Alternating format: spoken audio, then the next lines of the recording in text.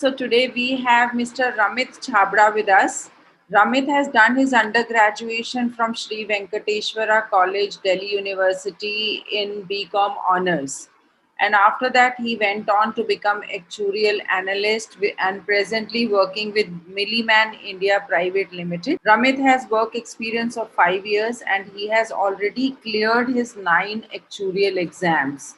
Welcome to Education View 360. Thanks a lot. Please tell our children that what is actuarial science and who can do it. So if we talk about actuarial science as a course, so it's a set of exams, it's a set of 13 exams currently, wherein you pass the exams and then you obtain your fellowship. There are two levels to it. You could either become a fellow by completing all 13 of your exams, or there's a associate path which you can complete. While then when you complete your 10 exams, then you are given an associate fellow level of clearance. So associate is like a part actuary, like who has cleared basic level of actuarial science but hasn't specialized in any particular field. So if we talk about the actuarial exams, so there are 13 sets of exams which are divided into four categories currently.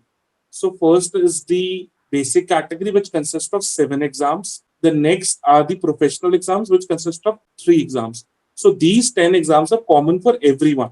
Then further, there are two more sections which consist of three and another one exam.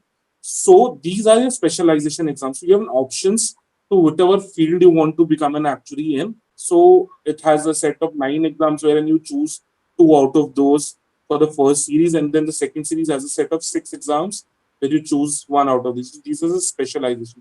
So if you complete your first 10 exams, you become an associate. When you complete all your 13 exams with the specialization, you become a fellow actuary. मैं आपसे ये पूछना चाहूंगी सी actuarial scientist बहुत ज़्यादा popular या I must say कि awareness नहीं है लोगों को इसके बारे में. Yeah, बच्चों को भी yeah, नहीं पता. अगर आप स्कूल्स में like I been working in schools, आप स्कूल में जाके पूछोगे तो शायद बच्चों ने ये कभी सुना भी नहीं होगा कि ये भी कुछ करियर है, to become an actuarial yeah. Analyst और एक्चुरियल साइंटिस्ट. तो आप बहुत बेसिक लेवल पे बताओ ये चीज कि किस स्टेज के बाद ये बच्चे कर सकते हैं, और जो ये एग्जाम लिखना है उनको वो उसका कोई कॉलेज है या कहाँ पे रजिस्ट्रेशन होगा, कैसे एग्जाम होगा, Sure. उसका एक पूरा जर्नी क्या होगा एक्चुरियल साइंटिस्ट बनने के लिए, if you can tell step by step. So before getting into it, it is very important to know what actuarial science is, so that you can make an informed decision whether you want to pursue it or not, because it's a long path. So first of all, actuary. When you pursue actuarial science, you become a fellow actuary. So actuary is a person who is involved with financial aspects of risks in the future. So any person who analyzes the financial impact of future risks or uncertain events is an actuary. So it requires a knack for maths, statistics, economics, and business. These four fields, if you have deep interest in these fields, I suggest you should go for this. Now, if we talk about the popularity of the subject, it's a very traditional profession throughout the world, but it's fairly new in India. It's new in India because it has to do a lot with insurance sector and the pension sector, which in India are currently very new fields. Because India has a low capita income if you compare globally. So insurance is still a luxury for major proportion of people in India rather than a necessity. The institute that regulates actuaries in India, the Institute of Actuaries of India, was only set up in 2002. So before that, there was no institution in India that was harboring to the actuarial students, and they were only international body. Given all the risks involved now, this pandemic and everything that has come in, so there are a lot of new opportunities which have come upon this field. Yeah, what I'm trying to ask is कि as students, as a school student, किस stage पे उनको start करना होगा कि वो prepare करना शुरू करें, और कब एग्जाम Hmm. के स्टेज के बाद लिख सकते हैं. Sure. So the minimum qualification to register into any actuarial institute is 12th. When you clear your higher education, you clear your 12th class, you can enroll into the actuarial body. So you can start giving your exams as soon as you clear your 12th exams. And there are institutes, there are certain colleges and educational institutes that provide bachelor's degrees or master's degrees in actuarial sciences. but none of them is affiliated with the Actuarial Institute of India. To become an actuary in India, you need to enroll yourselves with Institute of Actuaries of India or any another international body and clear their set of 13 exams.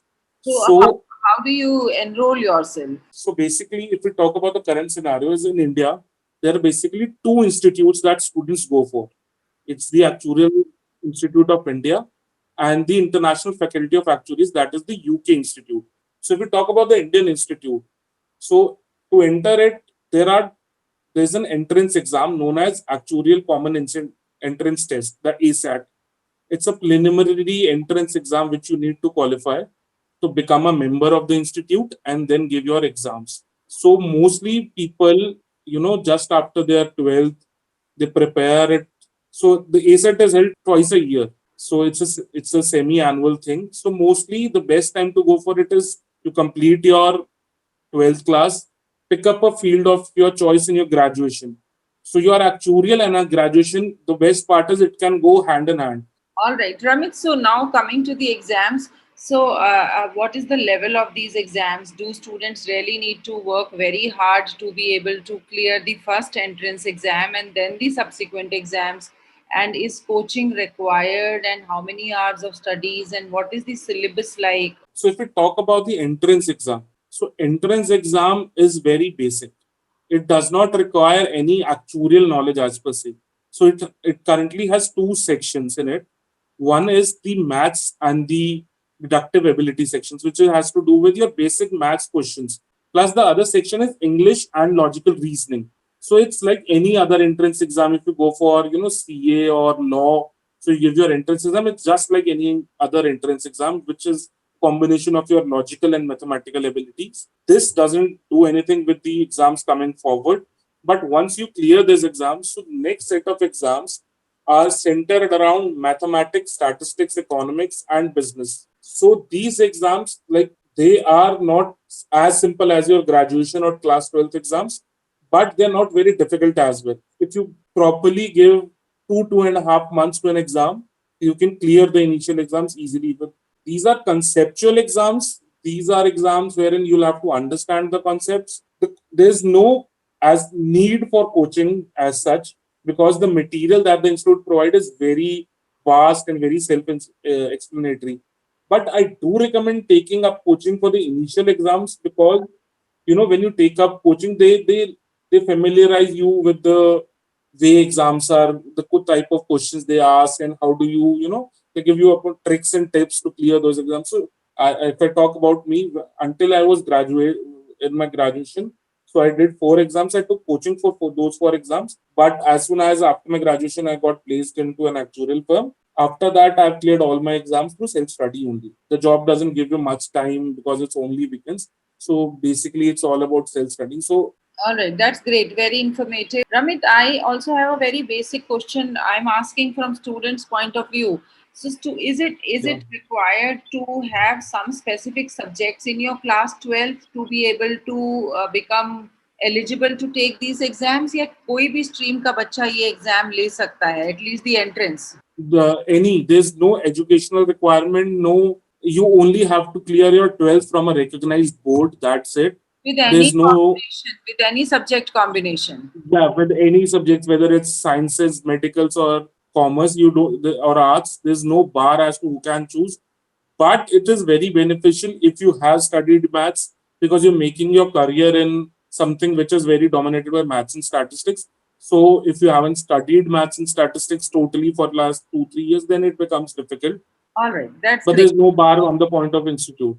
That's nice. So now tell me, after you cleared certain exams, you said there are 13 exams which one needs to clear to become the actuary. But then Yeah, 13 exams clear karne mein, since the difficulty level would go on increasing, I presume, am I right in that yeah, yeah, exam the difficulty yeah, yeah, would increase?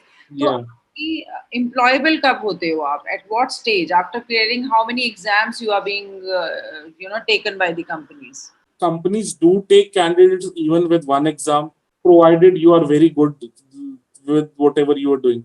But generally, when you graduate and after your graduation, if you have 3 to 4 exams in your pocket, your chances of getting a good company, good employment, and good level of initial package increases.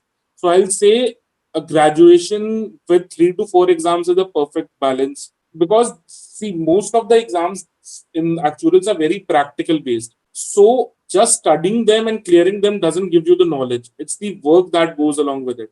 So it's one of those career wherein if your exams and your work go side by side, then it's the best way to obtain knowledge. So there are certain firms which is very peculiar just to the actuarial fields. They even have maximum cap on number of exams you can clear to apply for the job. So if they say if you have more than 5 exams, you cannot apply for a basic entry level job in our firm. Oh, why is it so? See, it's a very, the reason behind it is very, very profit determined or something. So, what is the general perception in the industry is that if someone who's taking a, starting level, entry level job and has, say, 7, 8 exams, so the employer generally have a feeling that they might not work with them for long term. They might clear exams and look for better opportunities. But these are only very few firms which are not the top level firms, I'll say. It's just that your number of exams should be parallel to the knowledge you're gaining. It should be that you have cleared your exams and have no knowledge about them. You Understood. just cleared them for the sake I of mean, clearing. do you have seen cases where students have been writing their exams and they've been working and they're not studying their undergraduation? I mean, to become employable, the requirement is that you clear your exams and you keep Yeah. working side by side. Is it mandatory to do your graduation also? To get a job, yeah, most of the firms do not hire. The minimum requirement is you have to be a graduate, All right. because until you clear 15 exams, you do not get 13 exams, you do not get a certification till the 13 or the 10 exams. So if I say after 12th I've taken 4 years and I've still not achieved my the whole set of 10 exams, which is a very standard period, that it almost takes 4 to 5 years minimum to complete all your exams. So if I say that 5 years after 12th you have still not cleared, so then you have nothing except being a 12th pass student. So it is very advisable to go for graduation side along, so that you have a better employability, and plus you have diversified knowledge and so on. My So another question is that how's the job market, and which are these firms which have where you can have career growth prospects as an actuary? if we talk about the job prospects currently, so for last 3 4 years there has been a huge rise in the number of students taking up actuarial exams. So there is a huge supply of freshly graduates actuaries in the market right now. So it's a bit difficult right now to get a job in entry level job in the actual field. But see, that the only thing that matters is if you have knowledge, you will land up every job very easily. So it's a little bit difficult given the current scenario. But if you take up other things, if like there are two candidates who have same number of exams, same field of graduation, and similar number of graduation percentage, but if one of them has some other skills, like they're proficient in some computer, your software, or some modeling software, like they're proficient with Excel and modeling, so it increases your employability. The exam knowledge is one side, but your practical application matters as well. So if you have knowledge of softwares that these companies are using while they're working, so the coding languages, Python, C++, R. These are some softwares that these companies use. So if you have some basic knowledge of that, then company are like more than happy to bring you aboard, because you possess those basic knowledge that they might have to train somebody else on. Hmm. So working, getting these certification in these other softwares, and this increases the chances of employability. That's great. That's nice. So, thank you so much, Ramit, for giving us these insights into the very, I must say, very new field of work, which, to be honest, I've also Yeah. learned a lot from you today. I had absolute no idea about it. So, I'm sure a lot of children will benefit out of your talk.